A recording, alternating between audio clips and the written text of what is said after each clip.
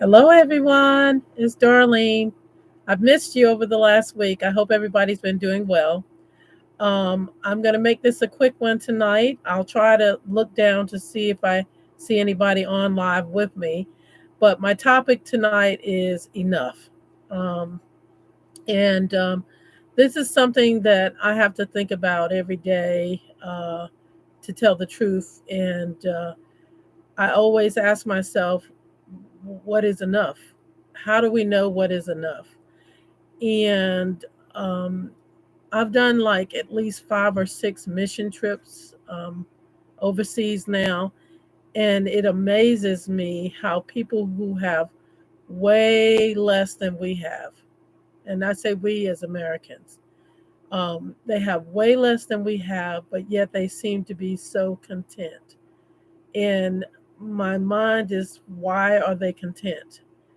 Um, and recently, I've been talking to you guys about my 4-legged fur baby cat named Oliver.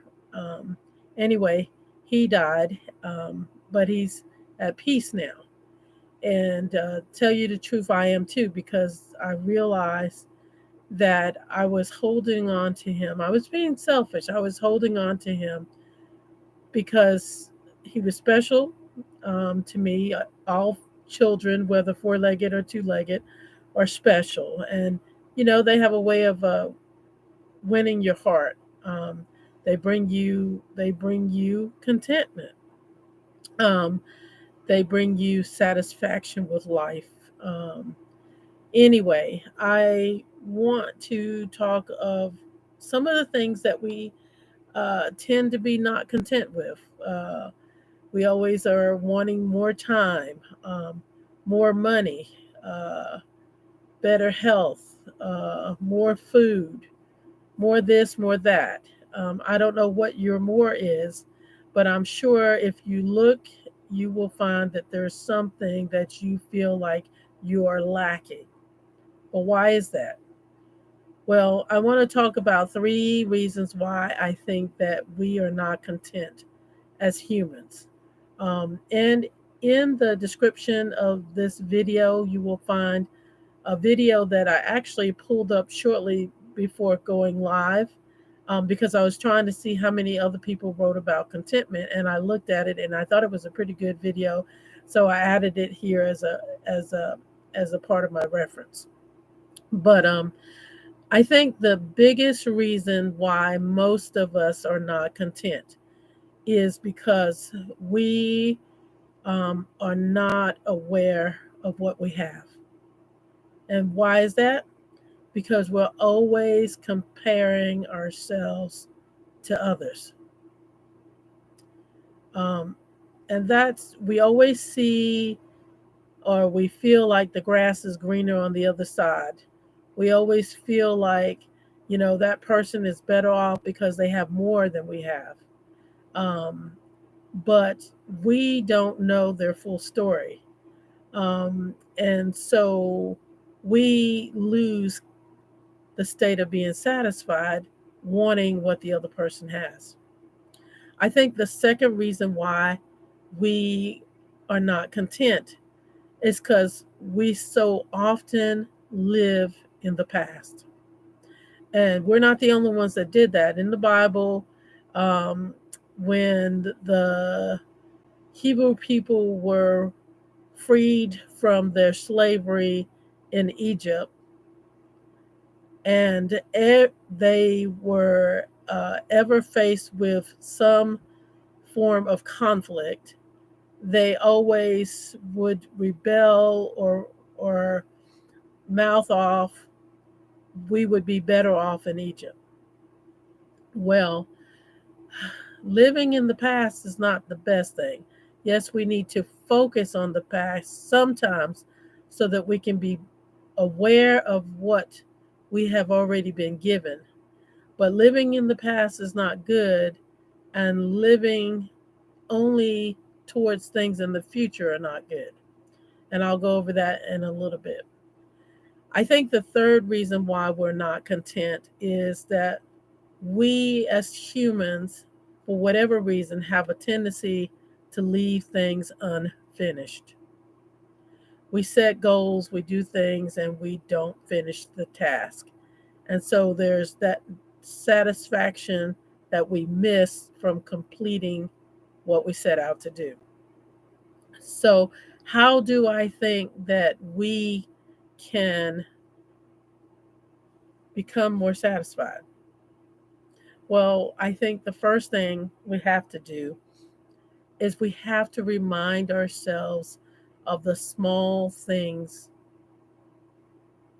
that bring you happiness, contentment, satisfaction, whichever word you want to use.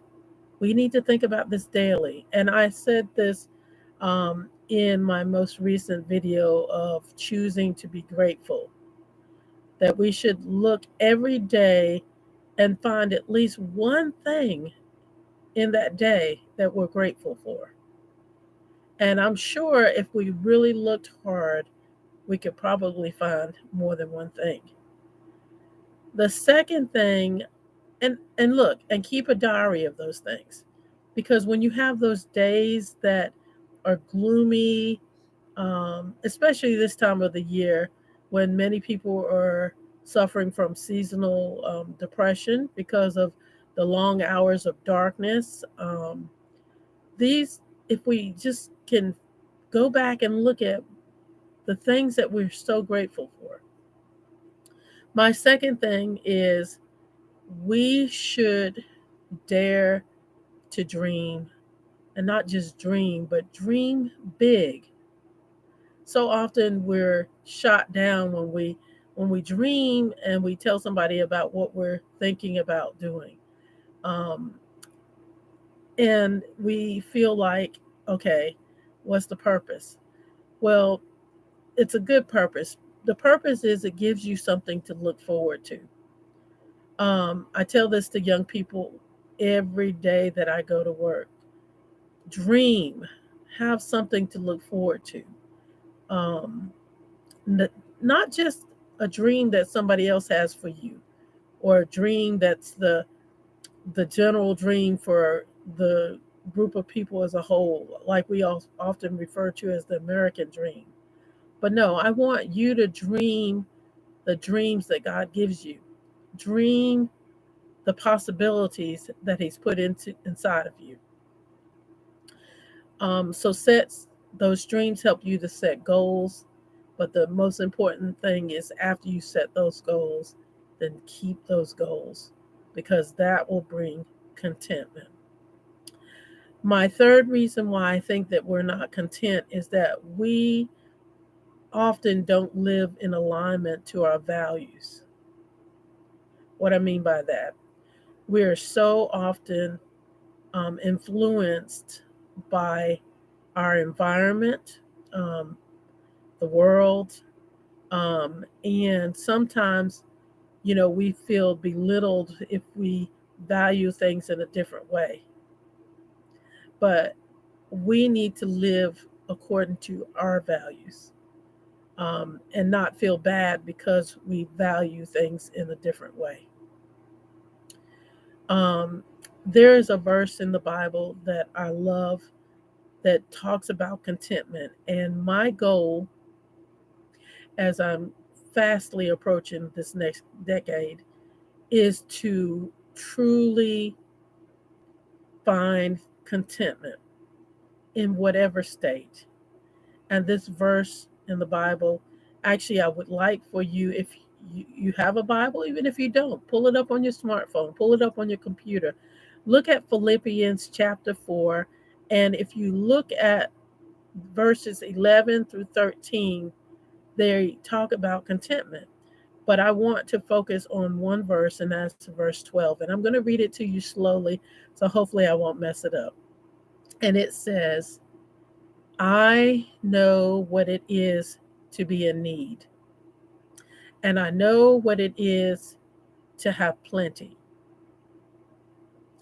I have learned the secret of being content in any and every situation, whether well fed or hungry, whether living in plenty or in want. Now, that's a goal, and that's what I'd like to do. I'd like to find contentment, satisfaction, and happiness and satisfaction are not always the same. Contentment and happiness are not always the same. But I think that with contentment comes peace. So, my prayer for you in this busy holiday season, regardless of which holiday you're celebrating, is that you find contentment in whatever state you're in. May you be blessed, and I look forward to meeting with you again. If you like this video, please give it a thumbs up. If you have some comments on how to be content, please leave a comment. If you want to be notified of any other videos that I produce, please highlight the bell. Otherwise, you won't be notified for every video. I appreciate your time. You don't have to listen to me, but it gives me great pleasure to hopefully make somebody else's day a little brighter. Have a good night.